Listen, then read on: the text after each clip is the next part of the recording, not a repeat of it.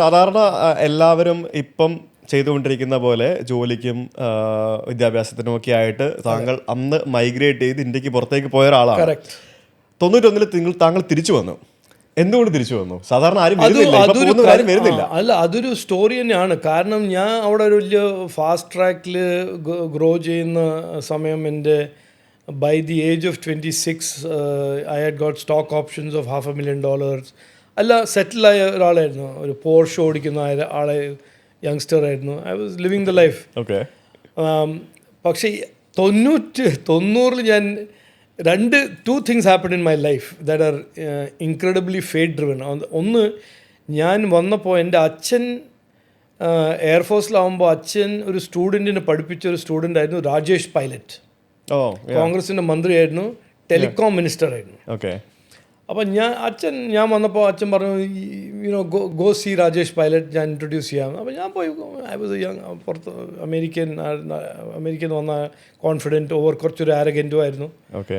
അപ്പോൾ രാജേഷ് പൈലറ്റ് അന്ന് എന്നോട് പറഞ്ഞു, നിങ്ങൾ എന്തിനാണ് US ടൈം വേസ്റ്റ് ചെയ്യുന്നത്? ഞങ്ങൾ ഇവിടെ ടെലികോമും ടെക്നോളജി എല്ലാം ഓപ്പൺ അപ്പ് ചെയ്യാൻ പോകുന്നു. You should try India. അത് ഞാൻ മനസ്സിൽ വെച്ച് എന്നിട്ട് ഞാൻ മറന്നുപോയി.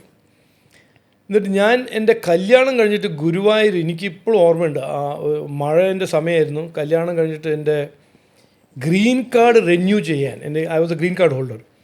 ഗ്രീൻ കാർഡ് റിന്യൂ ചെയ്യാൻ ഞാൻ ഗുരുവായൂരിൽ ഒരു ഹോട്ടലിൽ നിന്ന് US എംബസിന് ഫോൺ അടിക്കാൻ നോക്കുക. അന്ന് പണ്ട് എല്ലാം ട്രങ്ക് കോളായിരുന്നു. അപ്പോൾ ട്രങ്ക് കോൾ ബുക്ക് ചെയ്തു. അവർ പറഞ്ഞാൽ അത് 5 മണിക്കൂർ എടുക്കും. പിന്നെ ഒരു അർജൻറ്റ് ട്രങ്ക് കോൾ, അത് 3 മണിക്കൂർ എടുക്കും. പിന്നെ ലൈറ്റ്നിങ് ട്രങ്ക് കോൾ എന്ന് പറഞ്ഞൊരു മറ്റൊരു സംവിധാനം. അപ്പോൾ അതെല്ലാം എനിക്കിപ്പോൾ ഓർമ്മയുണ്ട്. ആ ഹോട്ടൽ ഇപ്പോഴും ഉണ്ട്, അതിൻ്റെ പേരെല്ലാം മാറിയിട്ടുണ്ട്. അതിൻ്റെ റിസപ്ഷൻ്റെ തൊട്ടടുത്ത് ഇരുന്ന് റിസപ്ഷൻ കൗണ്ടറിൽ എങ്ങനെ ഫോൺ വെയിറ്റ് ചെയ്യുക, എന്നിട്ട് ലൈറ്റ്നിങ് കോൾ. പക്ഷേ എനിക്ക് ഒന്നും കേൾക്കുന്നില്ല, അവർ പറഞ്ഞൊന്നും കേൾക്കുന്നില്ല, അവർക്ക് ഞാൻ പറഞ്ഞൊന്നും കേൾക്കുന്നില്ല. ഒരു ഭയങ്കര ഡിസ്റ്റർബ്ഡ്. അന്ന് പണ്ട് കാലത്തെ കോൾസ്. അന്നാണ് ഒരു എപ്പിഫനി എൻ്റെ മനസ്സിൽ. രാജേഷ് പൈലറ്റ് പറഞ്ഞു, telecom, India needs telecom. Okay. അപ്പോൾ ഞാൻ പറഞ്ഞു ഓക്കെ. അന്ന് തീരുമാനിച്ചു ഞാൻ let me give it A shot. എന്നിട്ട് ഞാൻ ഇൻറ്റൽ പാച്ചിനെ വിളിച്ച് പറഞ്ഞു, എനിക്കൊരു 2 കൊല്ലം ലീവ് ഓഫ് ആബ്സെൻസ് വേണം. 1 കൊല്ലമാണ് ഞാൻ ചോദിച്ചത്. 1 കൊല്ലം സബാറ്റിക്കൽ, നമുക്കൊരു പ്രൊഫഷൻ ഉണ്ടായിരുന്നു, സബാറ്റിക്കൽ എടുക്കാൻ, 6 മാസത്തിന് സബാറ്റിക്കൽ. അപ്പോൾ ഞാൻ 1 കൊല്ലം സബാറ്റിക്കൽ തന്നെ. ഓക്കെ എന്ന് പറഞ്ഞു. എന്നിട്ട് ഞാൻ ഡൽഹി പോയിട്ട് ഈ ലൈസൻസിന് അപ്ലൈ ചെയ്തു, സെല്ലുലർ ലൈസൻസ്. അത് ബിഡ് 91 ടെൻഡർ. ഞാൻ അപ്ലൈ ചെയ്തു. ഒന്നും ഉണ്ടായിരുന്നില്ല. എൻ്റെ ഫാദർ ഇൻ ലോൻ്റെ ഒരു കമ്പനീൻ്റെ പേരുണ്ടായിരുന്നു. സ്പെക്ട്രം എന്നൊക്കെ പറയുന്ന സംഭവമാണോ? അല്ല, അന്ന് അങ്ങനെയല്ല, അങ്ങനെ ഒരു ലൈസൻസിന് അപ്ലൈ ചെയ്യാം. ഓക്കെ. അപ്പോൾ പാർട്ട്ണർ ഉണ്ടായിരുന്നില്ല. ഞാൻ ഡൽഹി പോയി. എൻ്റെ ഒരു ലക്ക് നോക്കണം, ഇതെല്ലാം എൻ്റെ ഭഗവാന്റെ ബ്ലെസ്സിങ്സ് ആണ്, അല്ലെങ്കിൽ ലക്കാണ്, അല്ലെങ്കിൽ ഫേറ്റ്. അന്ന് ടെലികോം കമ്മീഷൻ്റെ 4 ടെലികോം കമ്മീഷനായിട്ട് ആ ഒരു സെറ്റപ്പ് ഗവൺമെൻറ് ഓഫ് ഇന്ത്യയിൽ. അതിൽ 4 പേര്, ടോപ്പിൻ്റെ 4 പേര് മെമ്പേഴ്സ് എന്ന് പറയും, members of the telecom company. 4 പേരിൽ 3 പേര് മലയാളീസ് ആയിരുന്നു. BR നായർ, പേരിപ്പോഴും ഓർമ്മയുണ്ട്, BR നായർ, SKN നായർ, പിന്നെ ഒരു UV നായക്.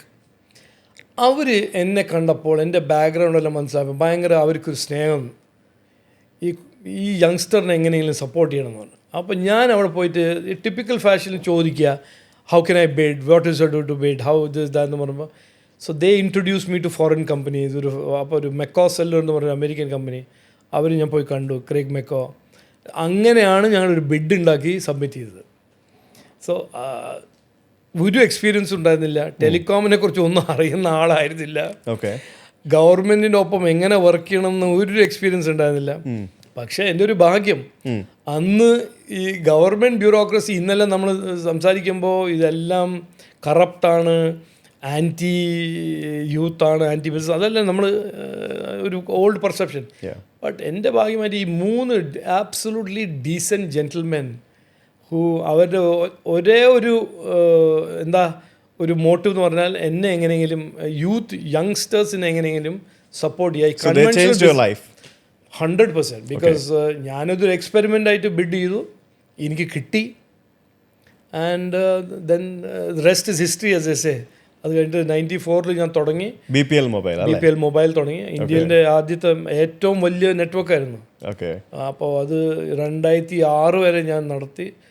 എല്ലാം ആ 10 കൊല്ലത്തിൽ ഇന്ത്യൻ്റെ പോളിറ്റിക്സും ഇന്ത്യൻ്റെ കറപ്ഷനും ഇന്ത്യൻ്റെ കറപ്റ്റ് പോളിറ്റീഷ്യൻസും ഇന്ത്യൻ്റെ ബിഗ് ബിസിനസ് ഹൗസസ് അവരെങ്ങനെയാണ് ബിഹേവ് ചെയ്യുന്നത്, ചെറിയ ബിസിനസ്സിൻ്റെ എതിരെ എങ്ങനെയാണ് ബിസിനസ് ക്രഷ് ചെയ്യാൻ നോക്കുന്നത്, ഇതെല്ലാം പഠിച്ച് ഫൈറ്റ് ചെയ്ത് എല്ലാവരും ഫൈറ്റ് ചെയ്തിട്ട് 2006 ഞാൻ ബിസിനസ് വിറ്റ്